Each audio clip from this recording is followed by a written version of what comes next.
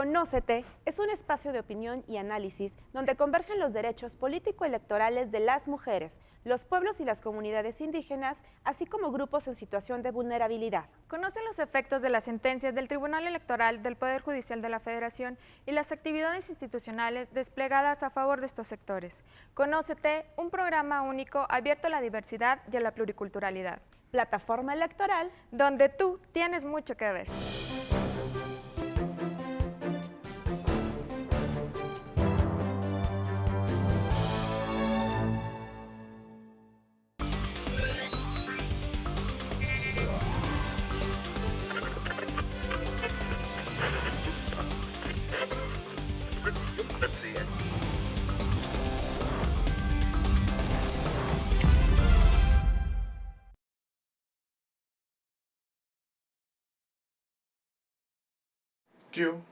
Los jóvenes somos productivos, dinámicos y críticos. Queremos expresarnos y ser escuchados, debatir ideas y compartir nuestras opiniones.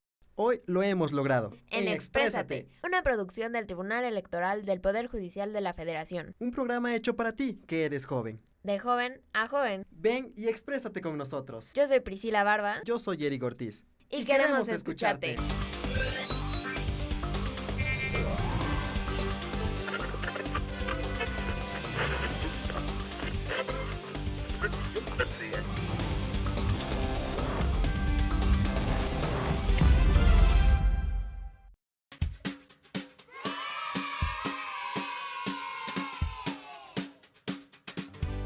Bienvenidos al programa para niños del Tribunal Electoral.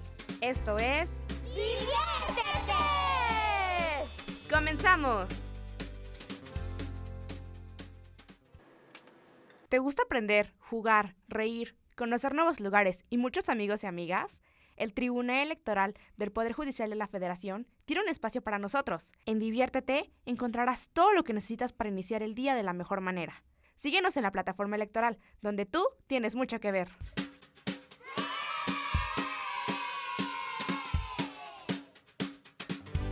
Diviértete ha llegado a su fin. Te esperamos en nuestra próxima emisión. ¡Diviértete! ¡Adiós!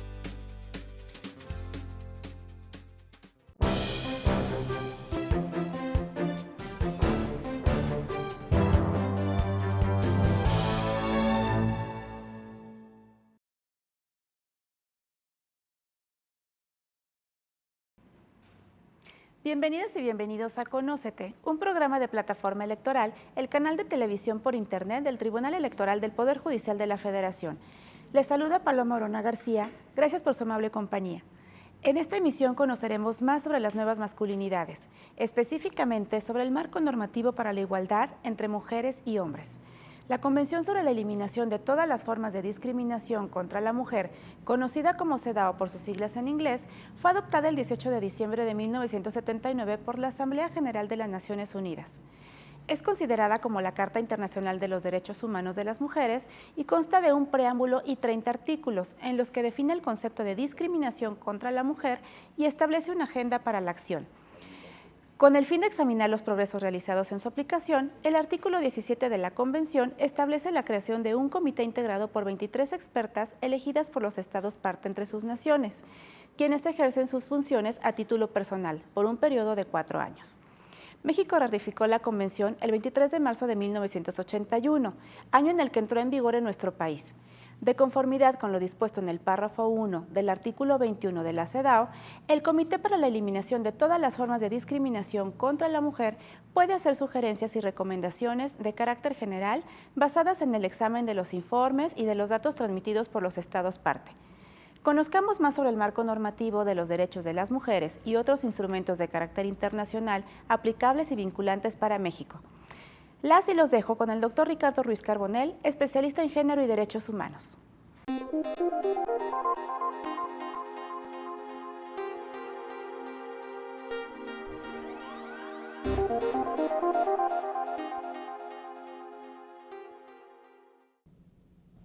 Bienvenidos y bienvenidas. En esta ocasión vamos a analizar el marco normativo con relación a los derechos humanos de las mujeres y, consecuentemente, el respaldo para lograr un mundo mucho más igualitario entre los seres humanos.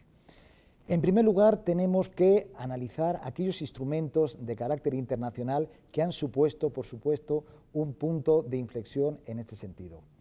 En primer lugar, tenemos que hablar de la Convención para la Eliminación de todas las formas de discriminación contra las mujeres, que es conocido como la CEDAW, que se promulga por parte de las Naciones Unidas en el año 1979 y de cual México lo firma y lo ratifica en 1981.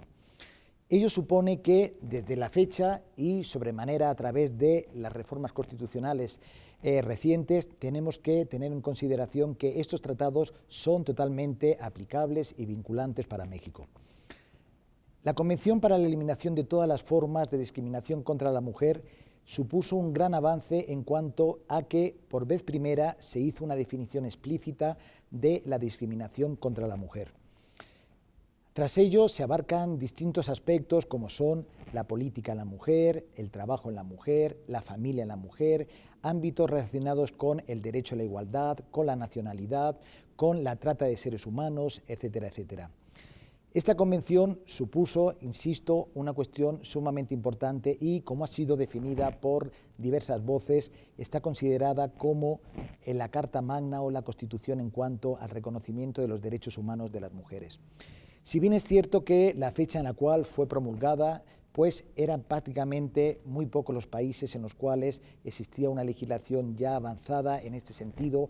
Por otra parte, teníamos el tema de la violencia contra las mujeres. La propia CEDAW en un primer instrumento no la relacionó como tal, si bien es cierto que hablaba de otros temas que íntimamente se encuentran vinculados, como son la propia trata de mujeres como una de las máximas formas de expresión de violencias o el caso de la ablación o mutilación genital femenina.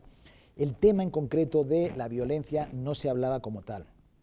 La Convención de CEDAW está, al margen de ello, conformada por un comité de personas expertas en las cuales vigilan los avances, los seguimientos y de alguna otra forma monitorea los diversos países que han suscrito y han ratificado dicho instrumento. En el caso concreto de México, periódicamente deben de rendir un informe de cuáles han sido los avances. México, el último de los informes, fue el correspondiente al 7º y 8º informe que tuvo lugar en el pasado julio del 2012 y en el cual, ante la sede de Naciones Unidas, se expusieron cuáles habían sido los grandes retos o los grandes avances en la materia. Por otra parte, dentro del sistema interamericano tenemos que reconocer lo que comúnmente es conocida como la Convención de Belém do Pará. Esta convención se firma en el año 1994, precisamente en esta ciudad brasileña, y entra en vigor 4 años más tarde, en 1998. Al contrario de lo que ocurre con la Convención de CEDAW, la Convención de Belém do Pará sí que de una forma específica atiende y relaciona el tema de la violencia en contra de las mujeres. Es cierto que la CEDAW, a través de ese comité de personas expertas, periódicamente también va nombrando y va emitiendo recomendaciones, y ya son varias las recomendaciones que en este sentido han hecho con relación a la violencia contra la mujer. Pero un instrumento que de una forma específica, explícitamente, trabaje este tema, hay que remontarnos precisamente a esta situación. Si hacemos un recorrido histórico, vemos que son los años 70 y los años 90 en donde en mayor medida se incide en dos de los grandes objetos que quedan para lograr un mundo igualitario, que es la violencia, la discriminación y, por supuesto, la conciencia ciudadana. En este orden de idea tenemos que situarnos en una cuestión. Si hacemos un recorrido evolutivo tanto a nivel de Naciones Unidas como dentro del contexto del sistema interamericano, podemos citar un sinfín de instrumentos, convenciones, pactos, declaraciones que de alguna otra forma fueron forjando el camino para estos dos grandes instrumentos. En este sentido, tenemos que arrancar, en el caso de Naciones Unidas, ya desde el año 1945, a través de la Carta de San Francisco o Carta de los Derechos Humanos, para más tarde, en 1948, poder hablar de la Declaración Universal de los Derechos Humanos o, como es el caso en los años 60, en concreto en 1966, tanto el Pacto Internacional de los Derechos Civiles y Políticos como, en su caso, el de los derechos económicos, sociales y culturales. Así, y un sinfín más, insisto, de cumbres, de convenciones, de declaraciones han venido abarcando en este sentido. Una cuestión que no me gustaría omitir ha sido los grandes avances que han existido a través de compromisos internacionales en los cuales México participó de una forma directa, de una forma notoria y que surgieron de alguna manera en ser una inflexión en cuanto a este tema. Me refiero a las conferencias mundiales sobre las mujeres, la cual tuvo, en este caso, la primera de ellas fue precisamente aquí en la Ciudad de México en el año 75 y el cual fue un gran logro. ¿Por qué? Pues porque supuso el inicio de una serie de posteriores conferencias en las cuales se analizaron los diversos enfoques en los cuales las mujeres siempre han estado en situaciones de desigualdad. Esta conferencia logró un gran número de organizaciones de la sociedad civil, de gobiernos, de personas expertas en el tema y efectivamente lo que ocurrió fue que eran muchas las tendencias. ¿Por qué? Pues porque las personas, o las mujeres mejor dicho, en este caso del norte, tenían una serie de prioridades, por el contrario, la de los países del este tenían otra, las del cono sur tenían otra, es decir, fue efectivamente un mosaico muy notorio en este aspecto. 5 años más tarde, en 1980, se lleva a cabo la segunda conferencia mundial, que en este caso tuvo lugar en Europa, en concreto en la ciudad danesa de Copenhague. Los avances se hicieron mucho más ímpetu y fueron algunos de los ejes rectores los que muchos de ustedes podrán conocer. La participación política, el derecho a la salud, el sistema educativo o el trabajo. 5 años más tarde, en 1985, se lleva a cabo la tercera conferencia mundial, en este caso tuvo lugar en la ciudad africana de Nairobi, en Kenia, y a partir de ahí hubieron dos grandes momentos históricos. Uno de ellos fue el reconocimiento a escala mundial del feminismo como una corriente que propicia en cualquiera de sus esferas la igualdad entre los seres humanos, y la otra de ellas fue el reconocer que la violencia que padecen las mujeres es una cuestión integral y que por supuesto afecta en cualquiera de los ámbitos de su propia vida. Ya no fueron 5 años más tarde, sino 10 años cuando se lleva a cabo la que ha sido la cuarta conferencia. En este caso tuvo lugar en la ciudad china de Beijing y tras ella han venido haciéndose periódicamente cada 5 años revisiones y conferencias de seguimiento, y actualmente ya se está planteando la conferencia de un Beijing más 20, habida cuenta que desde el año 95 hasta el 2015 serán justo estos años.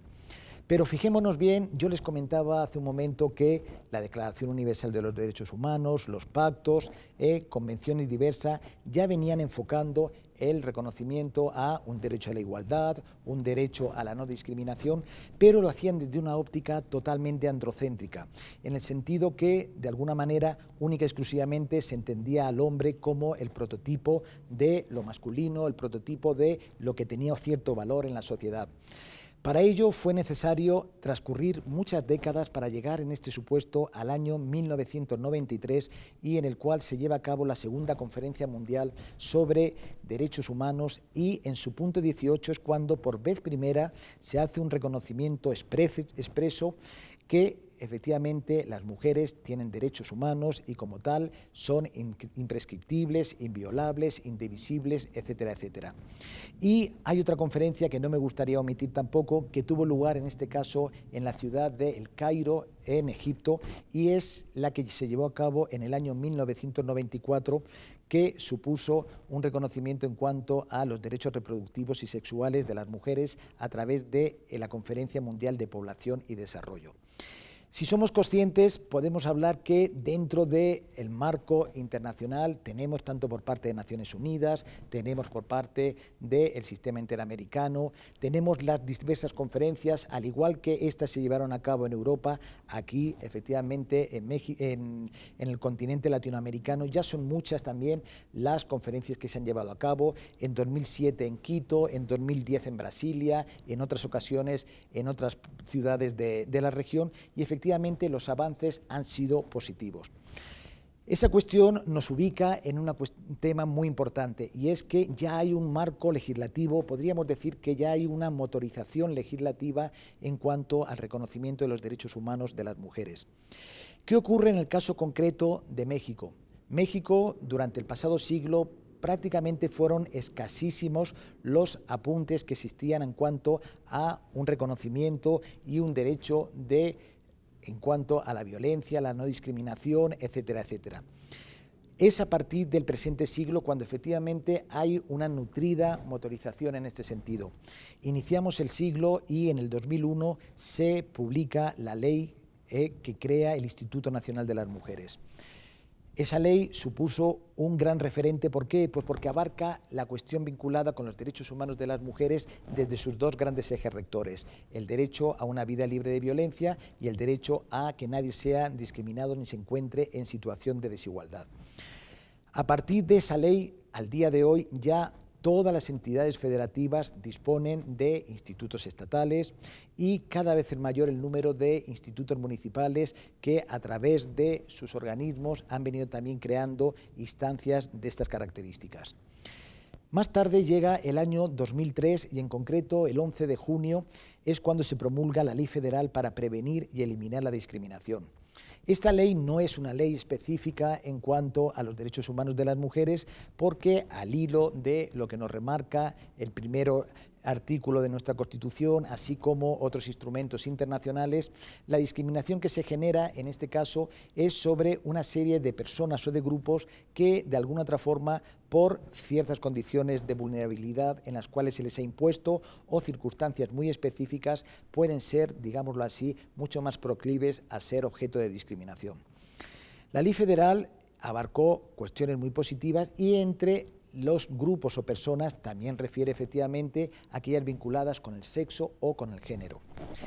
Más tarde, en concreto el 2 de agosto del año 2006, se promulga la Ley General para la Igualdad entre Mujeres y Hombres. Esta ley también fue pionera porque hay que reconocer que se adelantó a otros países también, no únicamente de la región, sino también por parte de otros continentes, y en un principio estructura con dos encomiendas muy notorias.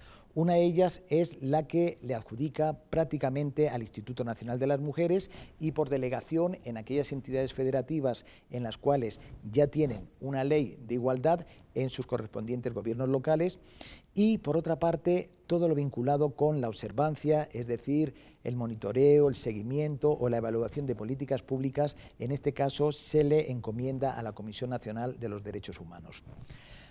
Transcurre el mismo siglo y vemos que esa evolución histórica nos ubica en que arrancamos del 2001, continuamos en el 2003, más tarde en el 2006, pero a la fecha no existía un instrumento específico que nos hablase de la violencia contra las mujeres. Para ello, el 1 de febrero del año 2007 se publica la Ley General de Acceso de las Mujeres a una vida libre de violencia. Esta ley, que ha supuesto, por supuesto, un hito en la materia, se adelantó de la igual forma en otros muchos países, contempla ya lo que es el delito de violencia contra las mujeres desde varias ópticas. En primer lugar, incorpora aspectos que son notorios y básicos para lograr un mundo igualitario. Me refiero a la implementación de políticas públicas, al enfoque de derechos humanos, por supuesto, a la perspectiva de género, etcétera, etcétera. Esta ley tiene también una cuestión muy importante: delimita y diferencia de una forma muy clara, muy notoria, lo que es la tipología con relación a lo que son las modalidades o los ámbitos.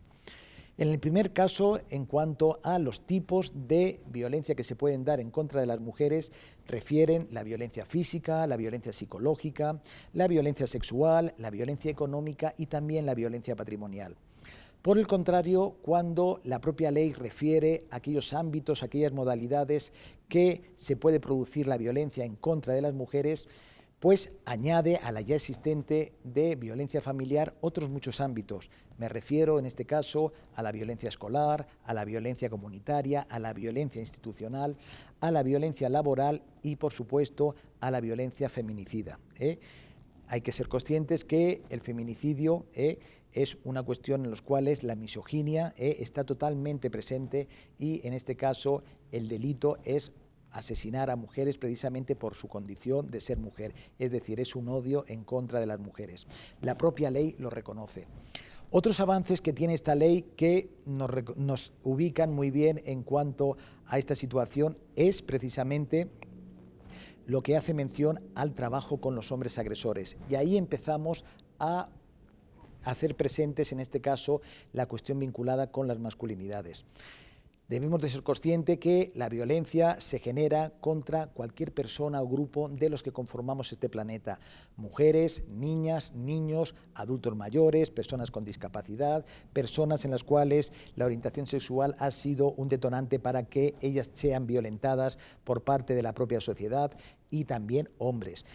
Es cierto que no podemos excluir a ninguna persona o grupo, insisto, en este sentido, pero yo pienso que es lógico y hay que hacer un reconocimiento válido que mayoritariamente, y como así los estudios, las indagaciones y las propias investigaciones nos sitúan, las mujeres han sido quienes en mayor medida han venido sufriendo desde siempre esta situación. Esta ley, como les digo, ha sido una cuestión positiva, pero también ha habido otros avances. En esta ley se incorpora tal vez por vez primera lo que se conocen como los refugios para mujeres víctimas de violencia. Los refugios son aquellos recursos que en unas ocasiones por parte del gobierno, en otras partes iniciadas por la sociedad civil organizada, son un dispositivo para que aquellas mujeres que junto con sus hijas e hijos encuentren un grave riesgo a su propia seguridad, a su propia situación de violencia, puedan acudir. Es un tema positivo y en los cuales la ley lo viene refiriendo. Y por último tenemos otra cuestión, y es que en el 2007 se promulgó una ley ya actualmente abrogada que vinculaba con la trata de personas. Es la conocida Ley General para Prevenir y Sancionar la Trata de Personas, la cual fue un momento histórico, un momento que yo pienso que es necesario que se le reconozca. ¿Por qué? Pues porque el progreso en cuanto a la cultura de denuncia en la violencia fue tardío. Nos tenemos que situar en los años 70, pero en cambio el tema de la trata fue aún mucho más tardío, y el primer referente legal y sobre todo los primeros compromisos en este sentido nos ubican ya iniciado el presente siglo. Esta ley, como les comento, ya está abrogada y actualmente existe una ley de junio del 2012 que está justo ahora en proceso de nuevos cambios, nuevas aperturas, nuevas modificaciones. ¿Por qué? Pues porque, como es lógico, cuando se hace una ley se va marcando el tema de las pautas sociales, las pautas culturales y también, por qué no decirlo, las posibles lagunas o errores. Esta ley tiene una cuestión muy importante, y es que nos difiere lo que es la trata de personas a nivel sexual y la trata de personas a nivel laboral. Fijémonos cómo ahí nuevamente la variable género, la condicionante género, tiene rasgos totalmente determinantes. Cuando hablamos de la violencia en su máximo grado, es decir, la trata de personas dentro del carácter sexual, los grandes porcentajes nos refieren a que son mujeres o niñas las víctimas mayoritariamente objeto de este flagelo. Por el contrario, cuando estamos hablando de la trata de carácter laboral, si bien sigue siendo mayor el número de mujeres, de niñas y de niños que son objeto de este delito, es cierto que los porcentajes se reducen. Por lo tanto, ahí tenemos un amplio marco normativo y en el cual sí que podemos concluir diciendo que al día de hoy contamos con instrumentos internacionales de gran resonancia, de gran importancia, tanto por parte del sistema interamericano como por parte de Naciones Unidas. Contamos con una serie de compromisos internacionales que han ofrecido una mayor aportación para erradicar todas estas situaciones de desigualdades. En el caso concreto de México, contamos con una serie de referentes legales que sí que, de alguna otra forma, nos aportan que vamos por muy buen camino. A ello no podemos olvidar, debemos de sumarle nuestra Constitución, que, como bien sabemos, contempla tanto la discriminación como el derecho a la igualdad en diversos artículos y, efectivamente, esa jerarquía con relación a los tratados de carácter internacional. Por lo tanto, pienso que es un avance que hay que reconocerle y que en este caso estaríamos pendientes de dos objetos que para mí son de suma importancia, dos asignaturas totalmente pendientes. Una es la mayor proliferación en cuanto a políticas públicas y la otra, créanme, para mí la más importante es cambiar la mentalidad de hombres y mujeres y que de alguna otra forma seamos conscientes que el reconocimiento de los derechos humanos plenos pasa por el principio de igualdad, por el principio de no discriminación y, por supuesto, por una vida libre de cualquier tipo de violencias. Muchísimas gracias y hasta la próxima cápsula. Bueno.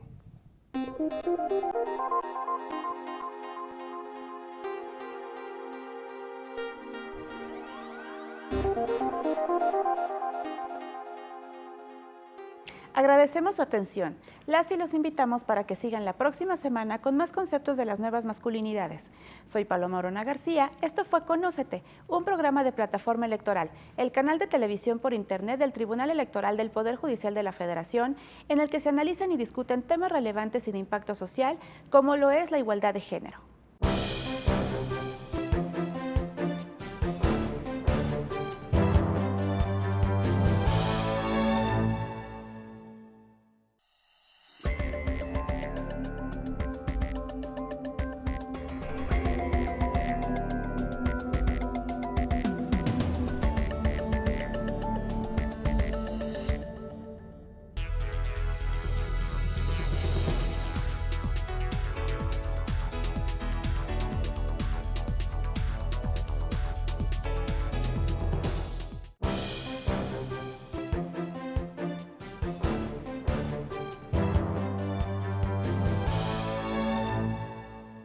Conócete es un espacio de opinión y análisis donde convergen los derechos político-electorales de las mujeres, los pueblos y las comunidades indígenas, así como grupos en situación de vulnerabilidad. Conocen los efectos de las sentencias del Tribunal Electoral del Poder Judicial de la Federación y las actividades institucionales desplegadas a favor de estos sectores. Conócete, un programa único abierto a la diversidad y a la pluriculturalidad. Plataforma Electoral, donde tú tienes mucho que ver.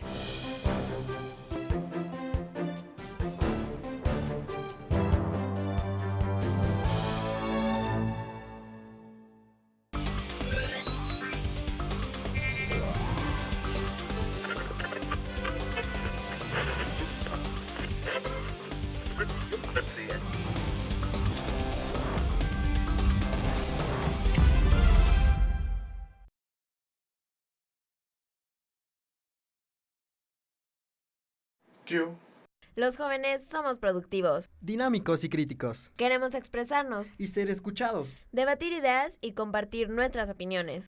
Hoy lo hemos logrado. En Exprésate, una producción del Tribunal Electoral del Poder Judicial de la Federación. Un programa hecho para ti, que eres joven. De joven a joven. Ven y exprésate con nosotros. Yo soy Priscila Barba. Yo soy Eric Ortiz. Y queremos escucharte.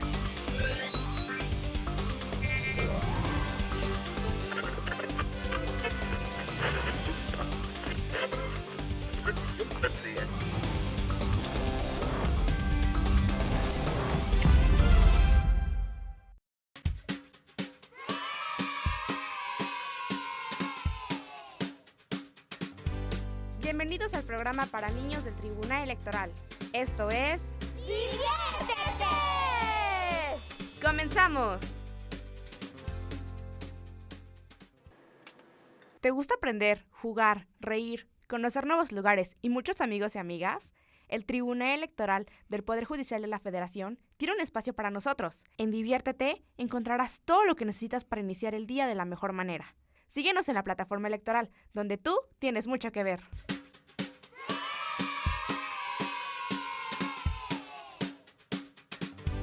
Diviértete ha llegado a su fin. Te esperamos en nuestra próxima emisión. ¡Diviértete!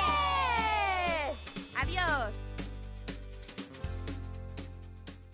Este año, elegiremos diputados federales y autoridades en 17 entidades federativas. Las y los mexicanos podemos tener la certeza de que contamos con instituciones fuertes. Muestra de ello es el reconocimiento que recibió el Tribunal Electoral como la mejor institución electoral del año, entre órganos de todo el mundo. Lo que ratifica nuestro trabajo de cara al proceso electoral 2015. Tribunal Electoral del Poder Judicial de la Federación. Tú tomas la decisión, nosotros la protegemos.